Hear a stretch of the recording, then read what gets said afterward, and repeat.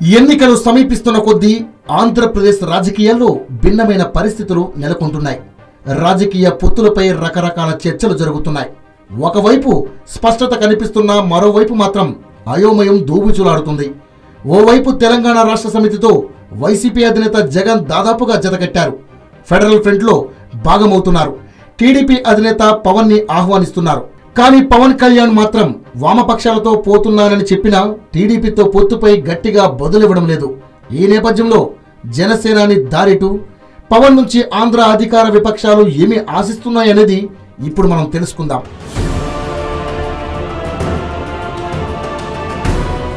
TRS వైసీపీలు కలవడంపై Janasena అధినేత పవన్ కళ్యాణ్ ఇటీవల కొన్ని వ్యతిరేక వ్యాఖ్యలు చేశారు. దాన్ని బట్టి చూస్తే ఆయన వారితో పాటు కలిసేందుకు సిద్ధంగా లేరని తేలిపోయింది. వైఎస్ను జగన్ను తీవ్రంగా ద్వేషించిన టీఆర్ఎస్ ఇప్పుడు ఆ పార్టీతో కలిసి వెళ్లడానికి కారణం చంద్రబాబుపై కక్షేనని పవన్ కళ్యాణ్ చెబుతున్నారు.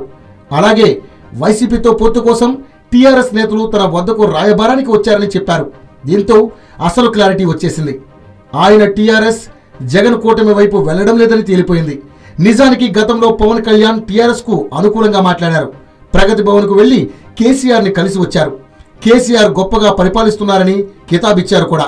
కానీ ఇప్పుడు పవన్ కళ్యాణ్ రాజకీయంగా తన విధానాన్ని మార్చుకున్నట్లుగా కనిపిస్తోంది.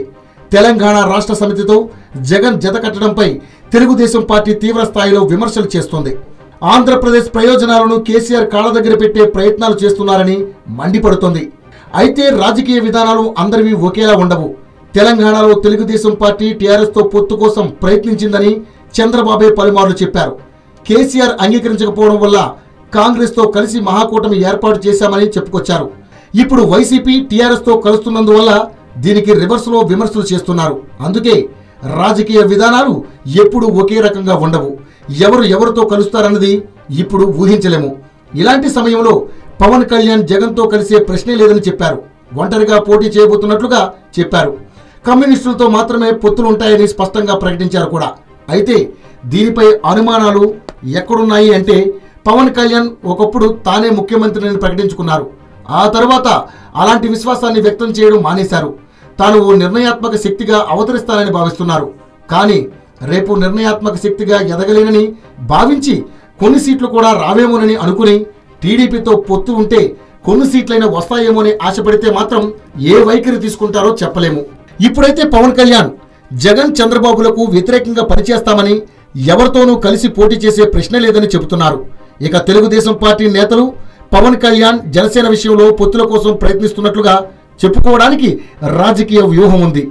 టీడీపీ నేతలు పవన్ కళ్యాణ్ ను హ్యాండిల్ చేయడంలో ఫెయిల్ అయ్యాం అని అంటున్నారు. అదే సమయంలో కలిసి పోటీ చేస్తే రెండు పార్టీలకు మంచిదని చెప్పడం విశేషం. అలాగే పవన్ తమతో కలిసి పోటీ చేయకపోయినా జగన్తో కలవకూడదని టీడీపీ కోరుకుంటోంది.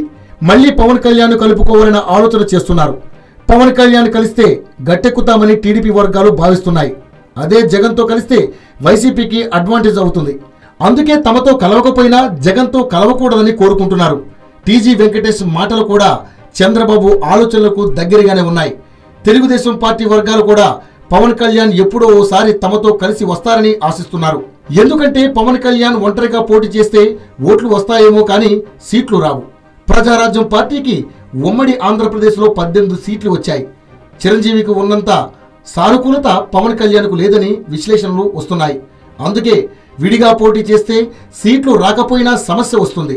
అదే సమయంలో జగన్తో పొత్తు పెట్టుకుంటే పోటీ ఉంటుంది. అదే చంద్రబాబు నాయుడు మరోసారి గెలిస్తే మరో 5 ఏళ్లు యాక్టివ్గా ఉంటారు. ఆ తర్వాత లోకేష్ వస్తారు.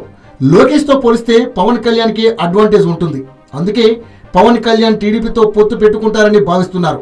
ఇలాంటి సందర్భంలో జగన్మోహన్ రెడ్డి పవన్ కళ్యాణ్ పై వ్యక్తిగత విమర్శలు చేయడం ఆ పార్టీకి కొంత వ్యతిరేకంగా మారింది.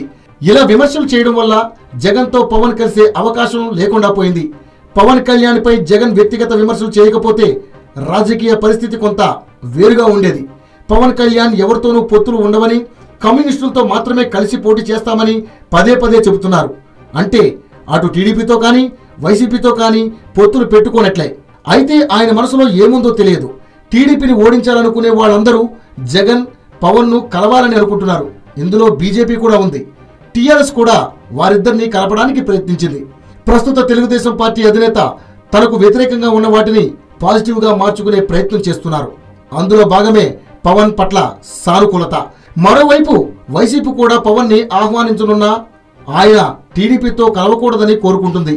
మొత్తం మీద పవన్ కేంద్రంగా ఆంధ్ర రాజకీయాలు రసవత్తర మలుపులు తిరుగుతున్నాయి.